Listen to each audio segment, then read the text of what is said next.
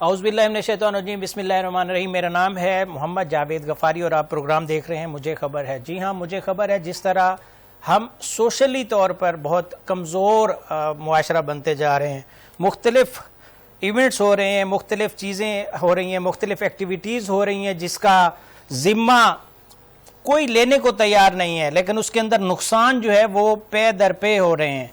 मुख्तलिफ जगह के ऊपर हमने देखा कि पाकिस्तान के ख़ास तौर पे हम बात कर रहे हैं, हम अगर बात करें पूरी दुनिया की तो ये दुनिया भर में ये इवेंट्स और इंसिडेंट्स आपको मिलेंगे, लेकिन पाकिस्तान के अंदर देखा जाए तो अभी इसमें तेज़ी देखने को मिल रही है। एक तरफ CCD पंजाब जो है उसको बनाया गया और उसके बाद देखा गया कि वो जुराइम की कमी के लिए काम कर रही है और वो काफ़ी हद तक कंट्रोल करने में कामयाब रही, लेकिन उसके दूसरी साइड पे अगर देखा जाए तो कुछ नेगेटिव इम्पैक्ट्स भी आए, जिसके अंदर हम अभी हालिया एक इंसिडेंट है सरगोदा का, उसको डिस्कस करेंगे। उसके अंदर क्या हुआ, एक 7 साला बच्ची मुंतहा ज़हरा जो है वो जब शॉप के ऊपर गई सामान लेने के बाद उसके साथ क्या हुआ उसके ऊपर हम बात करेंगे तफसीली।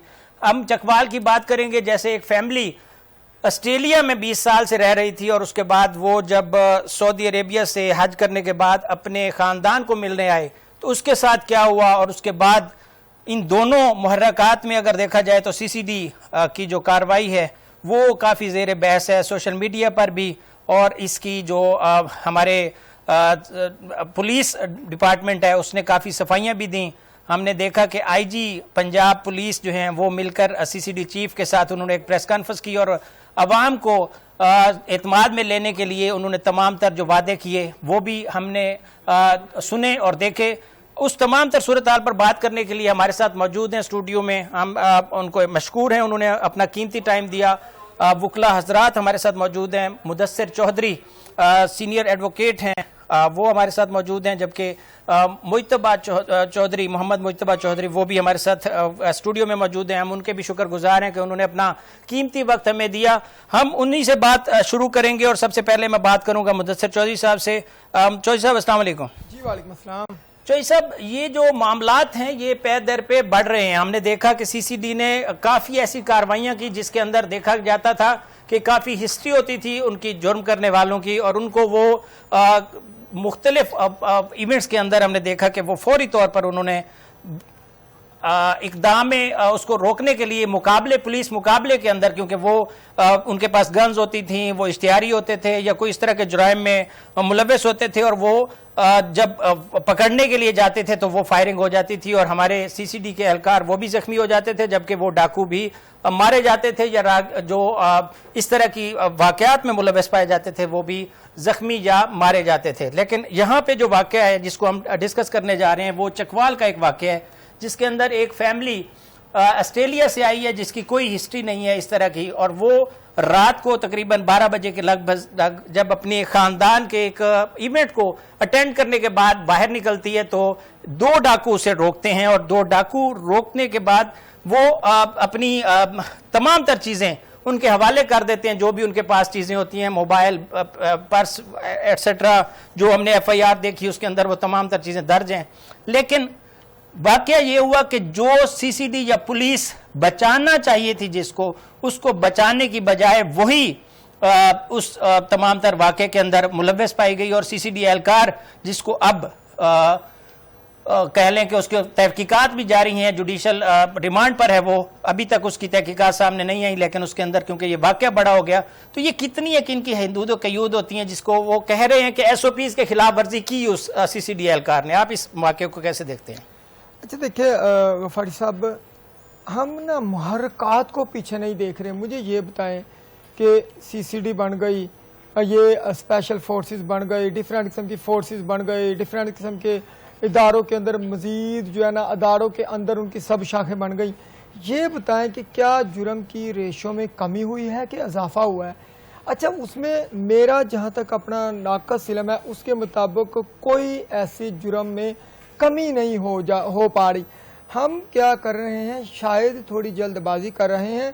पीछे जो मुहर्रकात हैं, पीछे जो पूरा जो एक जिसके ऊपर वर्क करना चाहिए उसको हम देख नहीं रहे।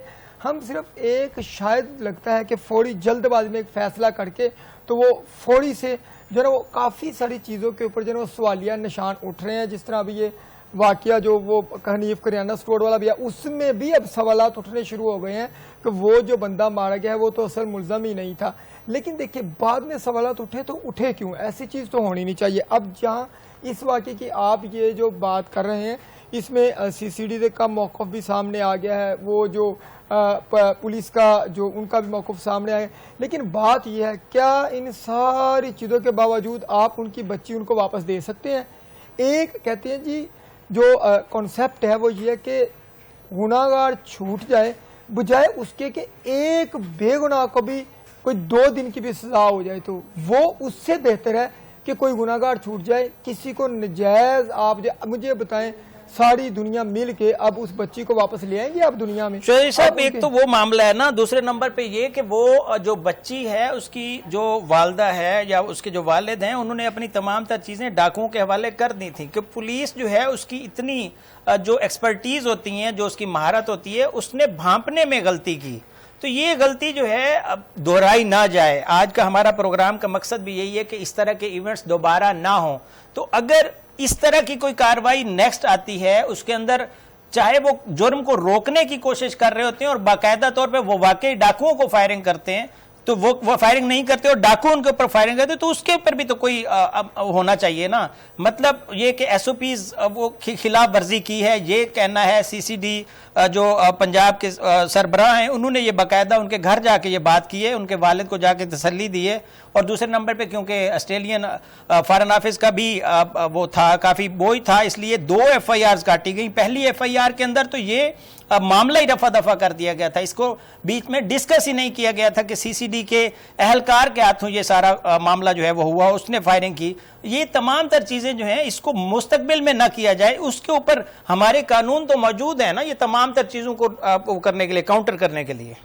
اچھا اس میں ٹریننگ کے اوپر بھی سارا اگر یہ مطلب وہ کہتے ہیں جی ہمارے ایس او پیز کی خلاف ورزی ہوئی ہے تو پھر ساری چیزیں تو ٹریننگ کے اوپر بھی سوالات اٹھنا شروع ہو گئے. دوسری جو بات آپ کہہ رہے ہیں کہ F I R 2 F I R ہوئی ہیں, سر پاکستان کا ویسے تو قانون ہے کہ ایک انسیڈنٹ کے اوپر دوسری ایف آئی آر ہو ہی نہیں سکتی. اچھا میرے نظر سے ایسی ایف آئی آر نہیں گزری کہ 2 ایف آئی آر درج ہو گئی ہیں.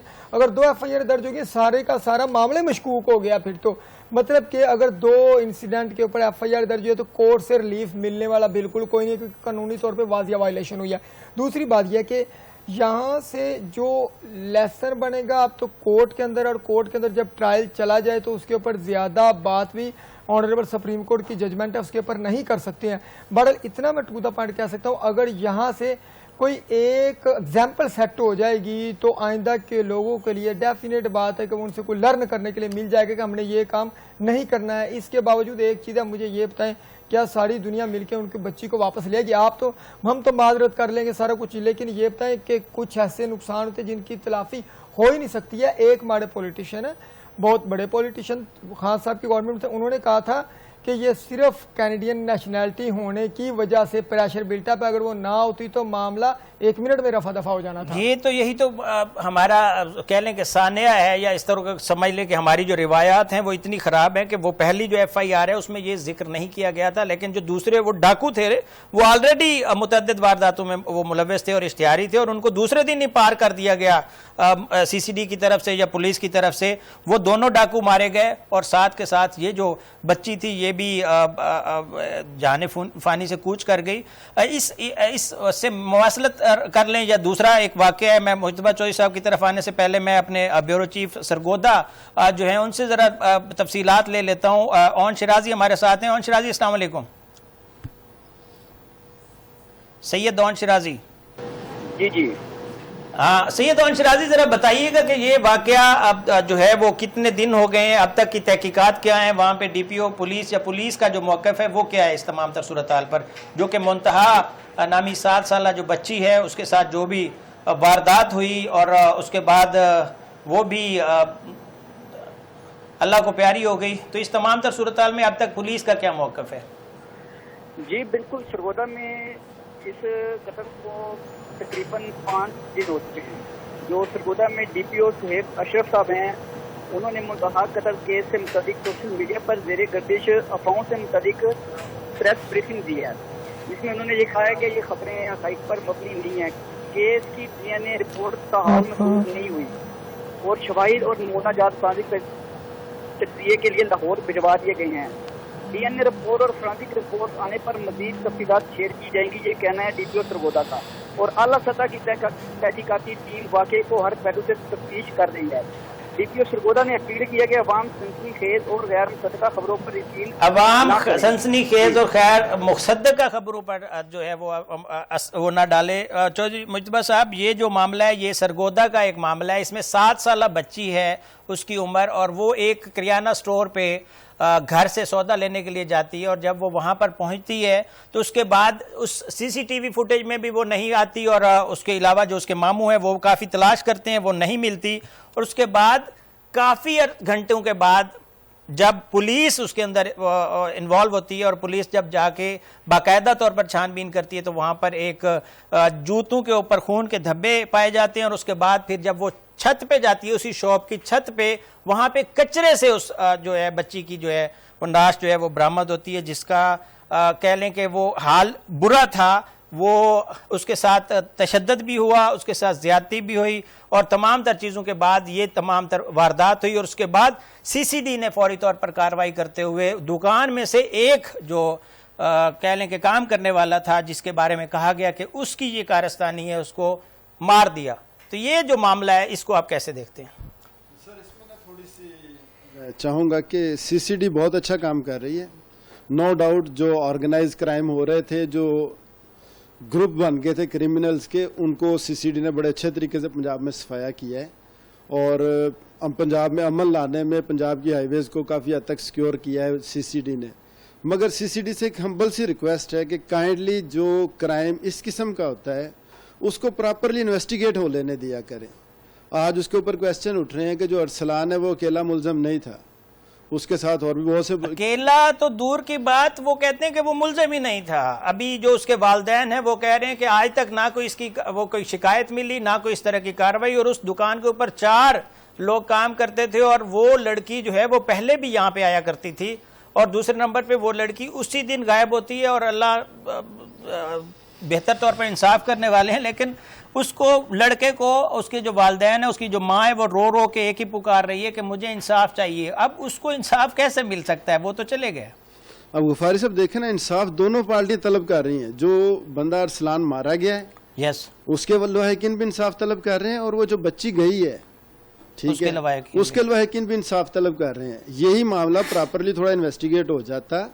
وہ اس دکان کے اندر 4 بندے 5 بندے ملازم تھے، مالک تھا، ان سب کی انویسٹیگیشن ہوتی، وہ رپورٹ آ جاتی DNA کی، اس کے بعد جو معاملہ دیکھا جاتا کورٹ دیکھ لیتی. نہیں تو اگر یہی کرنا تھا تو یہ بھی ہو سکتا تھا.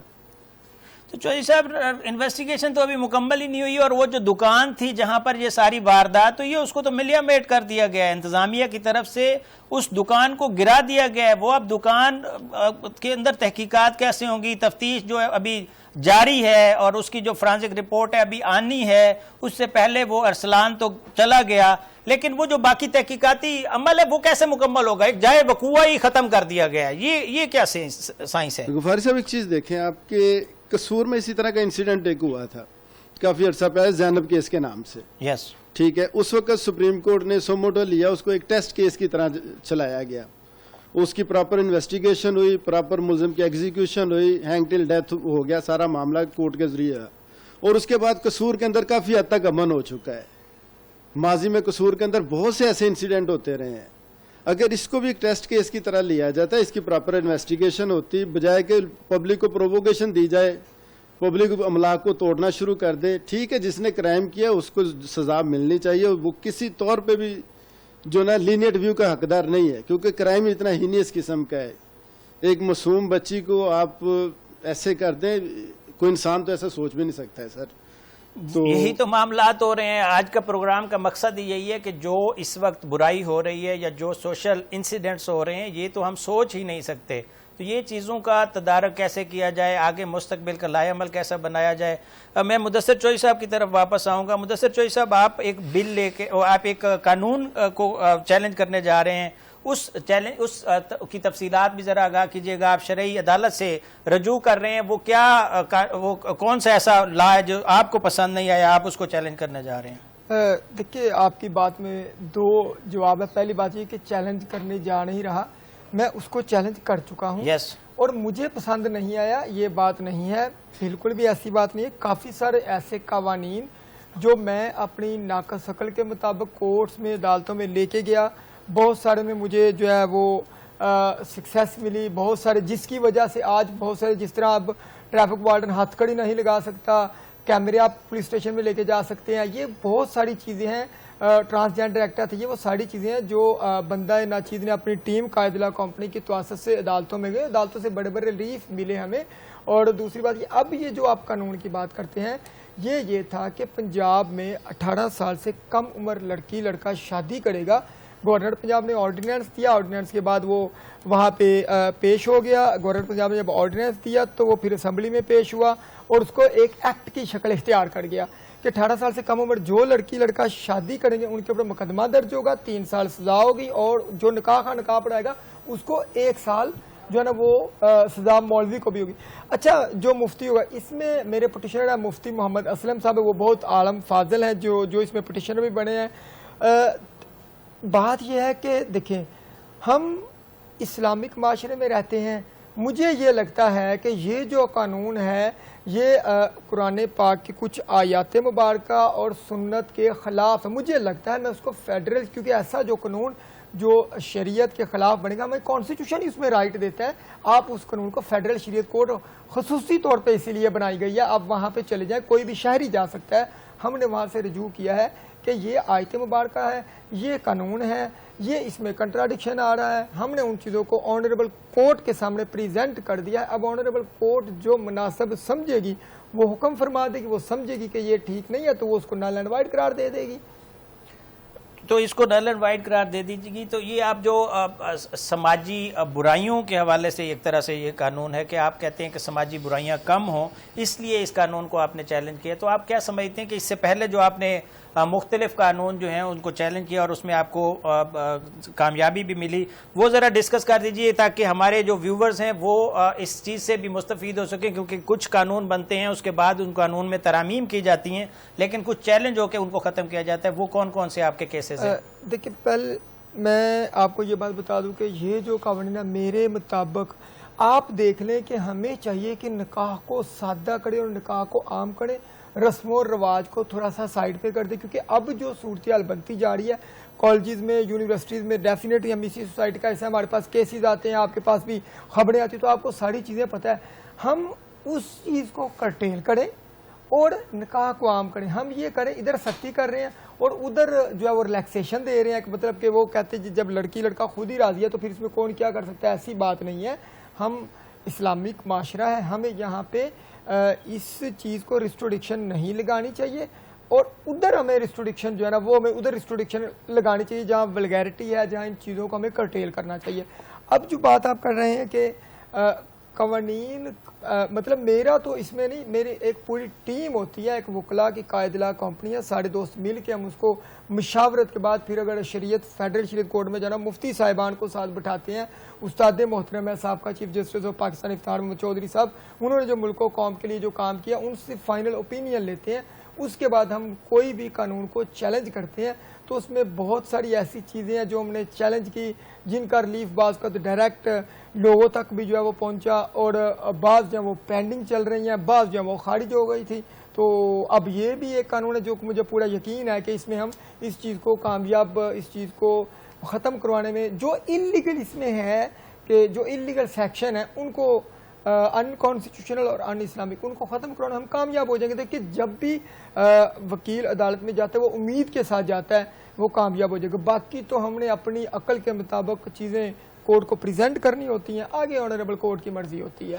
مجتبیٰ چوہدری صاحب, آپ کی طرف آؤں گا. آپ کیسے دیکھتے ہیں یہ بڑا زبردست انہوں نے بات کی, ان کا کہنا ہے کہ ہم کہتے ہیں کہ نکاح عام ہونا چاہیے, نہ کہ جو دیگر ذرائع ہیں ان کو ناجائز ذرائع کہا جائے گا وہ پھلے پھولیں، تو یہ تو معاشرے کے اندر برائی کی جڑ ہی وہ دیگر ذرائع ہیں. اس کو ختم کرنے کے لیے صرف یہ چیلنج کرنا کافی ہے یا اس کے علاوہ بھی، کیونکہ آپ وکلا حضرات جو ہیں وہ جج صاحبان سے جب بات کرتے ہیں تو دلائل کے ساتھ بات کرتے ہیں، تو اس کے اوپر آپ کی ضرور تحقیقات بھی ہوں گی کہ اس غیر تہذیب یافتہ معاشرے کے اندر غیر جمہوری یا غیر ناجائز جو چیزیں پنپ رہی ہیں ان کو ختم کرنے کے لیے کیا اقدامات کرنے چاہیے؟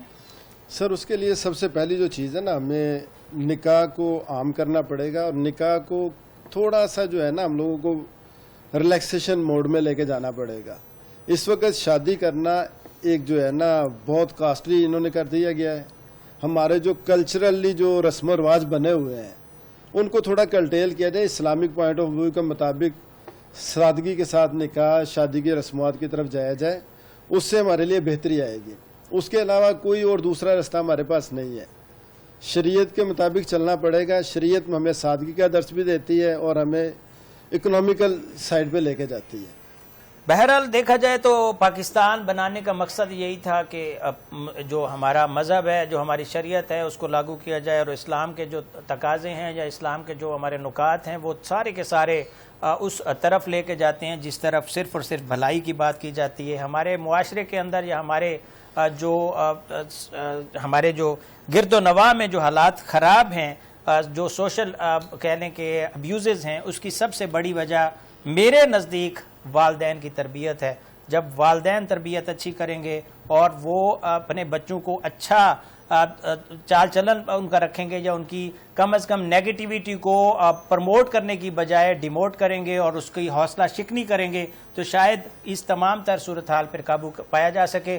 بہت شکریہ مدثر چوہی صاحب، آپ نے اپنا قیمتی ٹائم دیا. بہت شکریہ مجتبیٰ چوہی صاحب، آپ نے اپنا قیمتی ٹائم دیا. اور آج کی جو بحث ہے ہم اسی میں، کیونکہ ہمارا جو بھی بات کرنے کا مقصد ہوتا ہے وہ صرف اور صرف معاشرے کے اندر بہتری لانا یا مثبت پہلوؤں کو اجاگر کرنا، اور جو نیگیٹیویٹی ہے اس کو ختم کرنے کے لیے ہم جو رائے دے سکتے ہیں وہ دینا ہوتا ہے. باقی کسی کی نہ ہی ادارے کے خلاف ہم بات کرتے ہیں، نہ ہی ہم پاکستان کے قانون کے خلاف بات کرتے ہیں. ہمارا صرف اور صرف جو پاکستان کا جو قانون ہے اور پاکستان کی جو اس طرح کی چیزیں ہیں جو بنائی گئی ہیں اس تمام چیزوں کو فالو کرتے ہیں. یہ جو معاملات ہیں اس کو سوشل جو ابیوزز ہیں اس کو ختم کرنے کے لیے ہم سب کو مل کر کردار ادا کرنا ہوگا. مطلب یہ کہ اگر میں نے کچھ غلط دیکھا تو اس کو میں ہائی لائٹ کروں، اور جو میں غلط کروں اس کو میں چپ کر کے پی جاؤں، یا میرے والدین یا میرے جو نزدیک والے ہیں وہ اس کو پی جائیں، تو یہ غلط ہے. یہ اس سے زیادہ جرم ہے کہ جو جرم کر رہا ہے اس کو روکنے کے بجائے، اس کی حوصلہ شکنی کرنے کی بجائے اس کا حوصلہ بڑھایا جائے. اس سے میرے خیال میں برائی بڑھے گی. تو ہمیں تمام کو مل کر ان تمام تر چیزوں کو قابو کرنے کے لیے ہمیں سب کو مل کر اس معاشرے کی بہتری کے لیے کام کرنا ہوگا. پاکستان زندہ باد، پاکستان کی عوام پائندہ باد، پاکستان کا قانون ہمیشہ زندہ باد.